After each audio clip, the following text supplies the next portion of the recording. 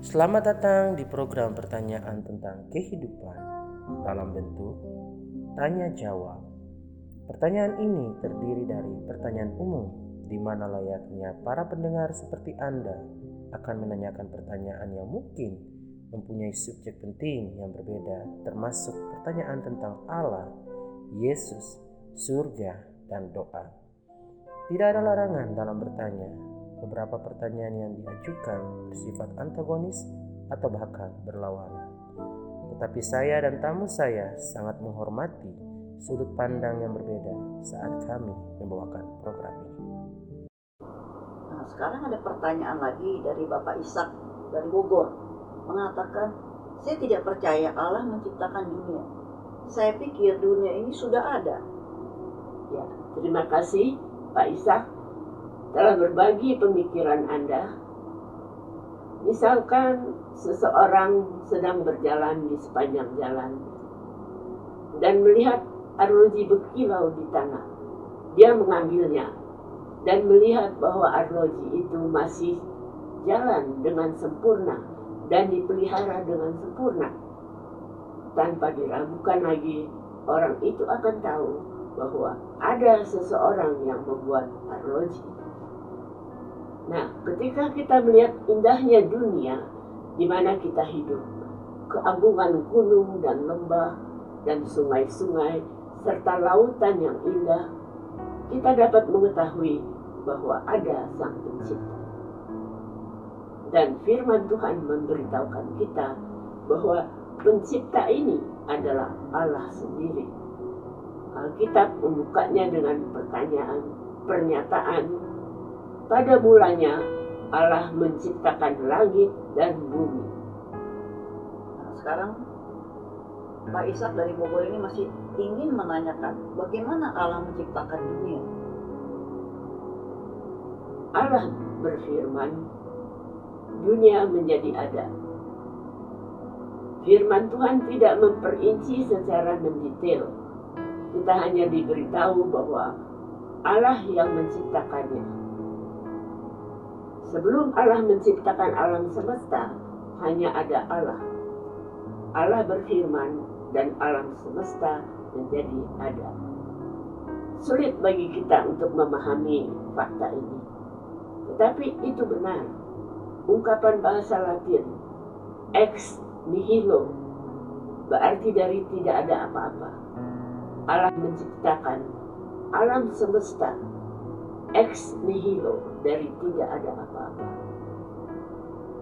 Nah, sekarang selanjutnya ada pertanyaan dari Bapak Waluyo di Jakarta. Apakah Allah memiliki kuasa untuk melakukan sesuatu? Betul Pak Waluyo. Allah mempunyai kuasa untuk melakukan apapun. Dia maha kuasa.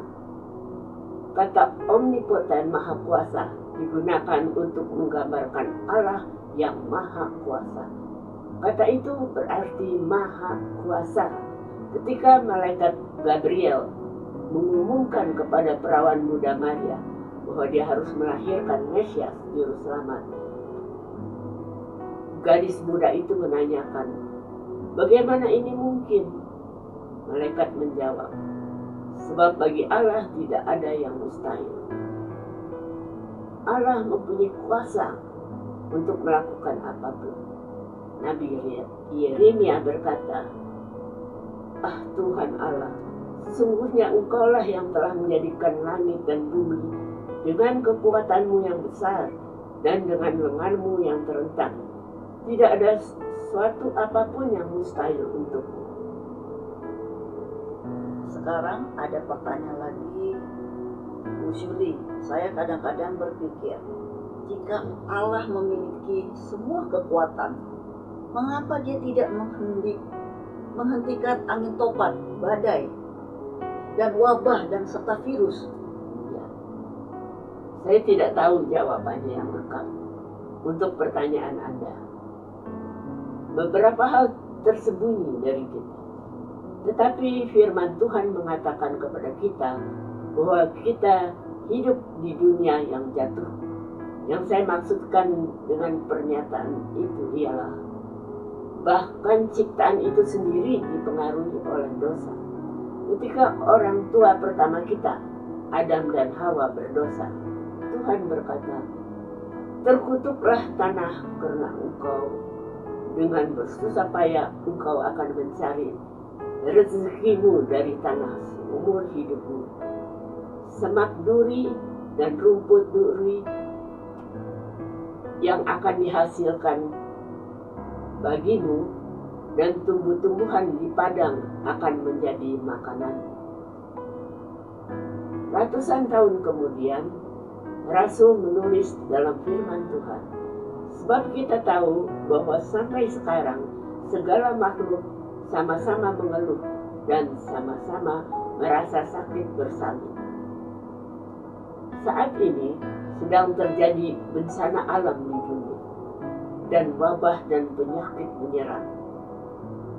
Tapi suatu saat nanti Allah akan menghapus dosa dari dunia dan membuat bumi baru yang tidak akan menjadi sasaran tornado dan tsunami dan wabah penyakit. Nah, sekarang ada pertanyaan terakhir, datang dari pemuda di Papua bernama Joni. Apakah Allah mengetahui segalanya, Bu Suni? Ya, Yoni, Allah mengetahui segalanya. Dia memiliki semua pengetahuan. Firman Tuhan mengatakan, tidak ada suatu makhluk pun yang tersembunyi di hadapannya, sebab segala sesuatu telanjang dan terbuka di depan mata Dia, yang kepadanya kita harus memberikan pertanggungan jawab. Kami menggunakan kata Maha Tahu atau Omniscient untuk menggambarkan Allah sebagai Allah yang mengetahui segalanya. Kata itu berarti memiliki pemahaman yang tidak terbatas dan pengetahuan yang lengkap. Allah memiliki pengetahuan yang lengkap tentang segala sesuatu. Firman Tuhan mengatakan, Tuhan memandang dari surga, Ia melihat semua anak manusia. Dari tempat kediamannya, Ia menilik semua penduduk bumi. Dia yang membentuk hati mereka sekalian, yang memperhatikan segala pekerjaan mereka.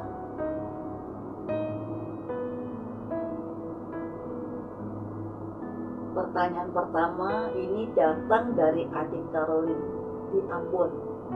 Apakah Allah memandang rendah kepada setiap orang dan berusaha menangkap basah ketika kita melakukan kesalahan?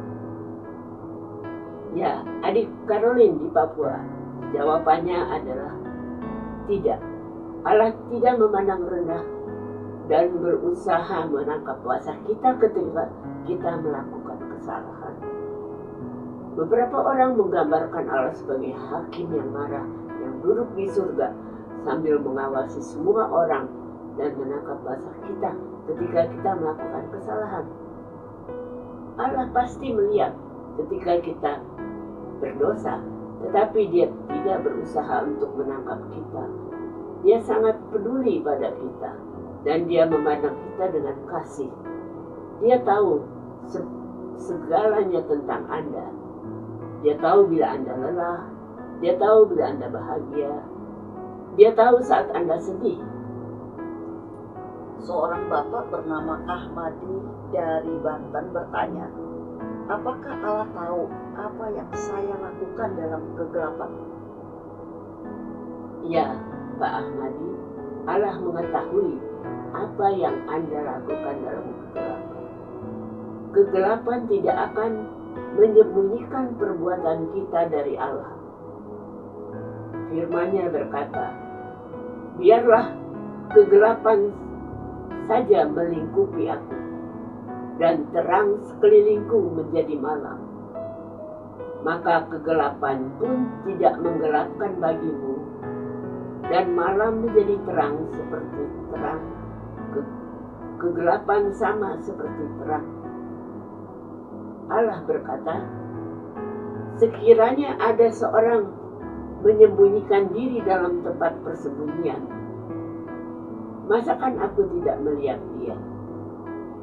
Ya, Allah mengetahui apa yang Anda lakukan dalam kegelapan. Pak Hamadi dari Banten masih menanyakan lagi nih Bu Syuri. Dapatkah seseorang bersembunyi dari Allah? Ya, tidak Pak Ahmadi. Seseorang tidak dapat bersembunyi dari Allah. Firman-Nya berkata, matanya mengawasi jalan manusia dan ia melihat segala langkahnya. Tidak ada kegelapan ataupun kelam kabut di mata orang-orang yang melakukan kejahatan dapat bersembunyi. Banyak orang mengira mereka dapat bersembunyi dari Allah. Namun firman-Nya berkata, mereka berkata, Tuhan tidak melihatnya dan Allah Yakub tidak mengindahkannya.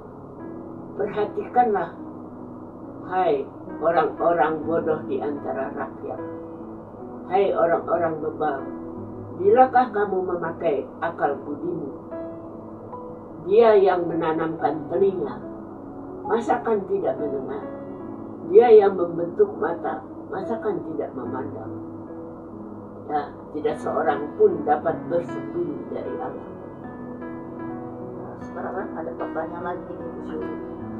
Dari Pak Karyo, tinggalnya di Semarang, menanyakan begini, di manakah Allah itu? Jika kita tidak dapat melihatnya, bagaimana kita mengetahui di mana dia berada? Ya, biasanya Pak Karyo, kita berbicara tentang Allah yang berada di surga. Dan itu benar. Tetapi Allah juga berada di sini, di bumi. Faktanya, Allah berada di mana-mana. Dia adalah roh dan bukan terbatas pada satu tempat seperti kita. Tuhan hadir di setiap tempat, di mana-mana, di setiap saat. Allah tidak berpindah dari satu tempat ke tempat lain. Dia hadir di mana-mana setiap waktu. Tidak ada tempat di mana Allah tidak hadir. Firman Tuhan berkata, kemana aku dapat pergi menjauhi rohmu? Kemana aku dapat lari dari hadapanmu? Jika aku mendaki ke langit, engkau di sana. Jika menaruh tempat tidurku di dunia orang mati, di situ pun engkau. Kami menggunakan kata omnipresent atau hadir di mana-mana untuk membicarakan tentang keberadaan Allah dimanapun. Nah, masih dengan Pak Karyo yang menanyakan, apakah Allah hadir di beberapa tempat lebih dari di tempat lain? Ya Pak Karyo, Allah hadir di mana-mana sepenuhnya, setiap saat sejak semula. Dia hadir dengan seseorang di Jepang pada saat yang sama. Dia hadir dengan seseorang di Brasil. Dia hadir bersama saya saat saya berbicara. Dia hadir bersama Anda sekarang saat Anda mendengarkan program ini. Dia hadir di semua tempat secara bersamaan. Pak Karyo masih ingin mengetahui apakah Allah hadir di beberapa negara atau bangsa lebih dari bersama bangsa lain? Pak Karyo, Allah berada di mana-mana. Dia berada di setiap negara, di setiap kota, di setiap rumah. Dia hadir di setiap tempat. Allah bukanlah lebih menyukai bangsa-bangsa tertentu atau orang tertentu. Dia tidak memilih, bersikap memilih kasih atau melakukan favoritism. Dia hadir di setiap bangsa dan dengan setiap orang dan di setiap saat. Dia tidak datang dan pergi. Dia ada di mana-mana sepanjang waktu. Ya, Pak Karyo ini masih ingin menanyakan sebagai berikut. Apakah berarti bahwa diri Allah bisa tersebar atau terbagi-bagi sedikit demi sedikit. Jika dari dirinya ada di mana-mana. Pak Karyo, diri Allah tidak tersebar atau terbagi-bagi di seluruh dunia dengan sedikit dari dirinya di sini, sedikit dari dia di tempat-tempat lain. Allah adalah pribadi. Dia hadir dimanapun di dunia.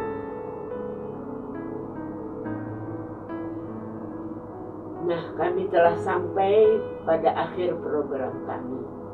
Terima kasih sudah mendengarkan bersama kami. Saya mendorong Anda untuk mendengarkan lebih banyak mengenai program pertanyaan tentang kehidupan atau Questions About Life program yang dibawakan oleh CTTW bersama Tirta Media. Sampai di sini dahulu perjumpaan kita. Kami mohon undur diri. Sampai jumpa